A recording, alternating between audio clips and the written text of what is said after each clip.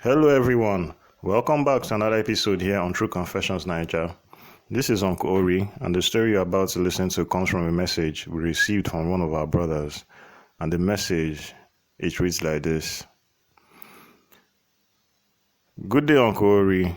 Hello, my brothers and sisters. Today, I'm about to tell you something I've never told the whole world before. It's my confession. I know that after you hear this, some of you will hate me. Some of you will fear me. And maybe a few of you will pray for me. Because the truth is, I sacrificed my own mother so that I could become one of the most powerful pastors in my country. And no matter how much I gained, no matter how much power I possessed, no matter how much money I made, I paid a price that I am still paying to this day. When I first started in ministry, I was just a young man with dreams of preaching the gospel. I wanted to change lives. I wanted to be respected. I wanted to be great. But somewhere along the way, I got impatient. I started comparing myself to other pastors who drove big cars, wore designer suits, traveled overseas, and had thousands of followers. One day, I met a man in the ministry who told me something I'll never forget. He said, if you want true power, the kind of power that shakes nations, you will never get it from the Bible alone. You must enter the deep waters. I didn't understand what he meant until he introduced me to a secret society made of pastors, bishops, prophets, and even politicians. They told me that if I wanted to join, I had to prove my loyalty. The proof was a sacrifice. Not just any sacrifice. It had to be my own blood, my mother. At first, I laughed. I thought they were joking. But the more they explained the rituals, the more I realized they were serious. I remember going home that night, lying on my bed, and feeling a heaviness in my chest. I love my mother. She was the one who prayed for me, fed me, and told me I was destined for greatness. But greed is a dangerous thing. And the desire for power, it can make a man do the unthinkable. I wish I could tell you I walked away. I wish I could tell you I chose God over the devil. But I didn't. I followed their instructions. I watched my own mother take her last breath. And when it was done, the man who recruited me smiled and said, "Welcome to the brotherhood." After that, my life changed overnight. My church grew faster than I could have ever imagined. Money flowed in. People traveled from far and wide to see me. Miracles happened on stage. Miracles I knew were not from God. But the rituals didn't stop there.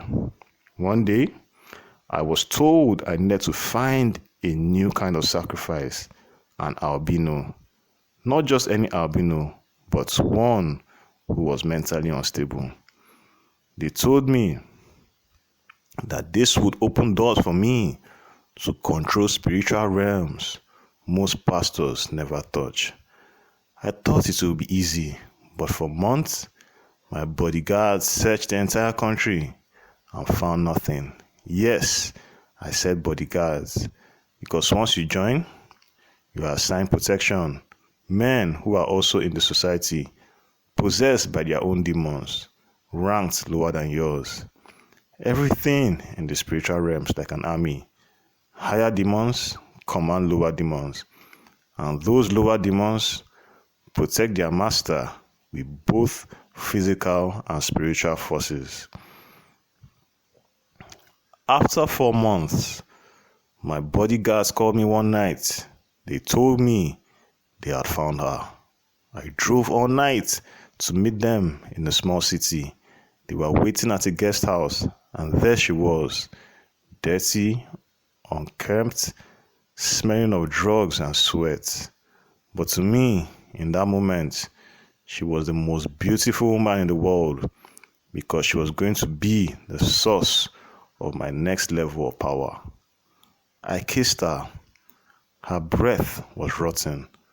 But when you are chasing power, you don't care about smell. I couldn't sleep with her yet. First, I needed permission from one of her relatives, a spiritual law, so that in the unseen world, it would be recognized as a marriage. My bodyguards later found her brother. When they told me he was a man, I was overjoyed. In the spiritual realm, a male relative giving you a woman is as powerful as a father walking his daughter down the aisle. I gave him a large sum of money. What he didn't know was that the money was cursed. Within weeks, he was dead. I told myself I was doing him a favor. After all, he died richer than he had ever been.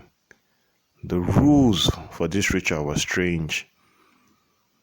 She could live with me, but I couldn't force her to bathe.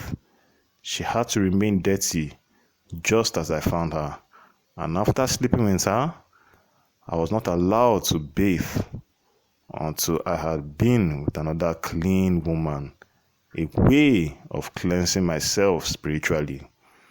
At first, I told myself it was worth it, but the smell, the dirt, the thought of all the men she had been with before, it made me sick.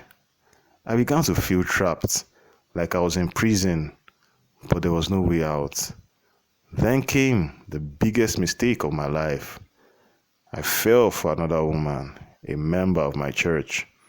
She came for prayer, but I felt her desire for me. I broke the rules and slept with her. She got pregnant. One night, I woke up to see a black cat in my room. It spoke to me. It said, "This is not permitted. End it, or you will face your master's wrath." I arranged for a doctor, a fellow society member, to end the pregnancy, but something went wrong. She died, and that's when my real torments began. She started visiting me, at first in dreams, then in my room, standing by my bed, her face covered in blood, staring at me without speaking. Sometimes when I'm driving, I see her standing in the middle of the road, and when I blink, she's gone. Yes, I had power. Yes, I had money. Yes, I could get any woman I wanted, but I was never happy again. And now, I am haunted. I see her more than I see my own reflection. Her silence is louder than any scream. People see me on stage and call me man of God, but deep down, I know the truth. I am a prisoner of the very power I sold my soul to get. That is my confession. Do with it what you will. But if you are chasing fame, chasing power, chasing riches, take my story as a warning, because once you step into the devil's camp, there is no reverse gear.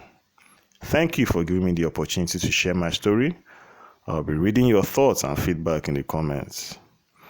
Dear listeners, right there was a message that was sent to me by one of our brothers. Let us talk to him in the comment section. Things they really happen for this our world. Wow.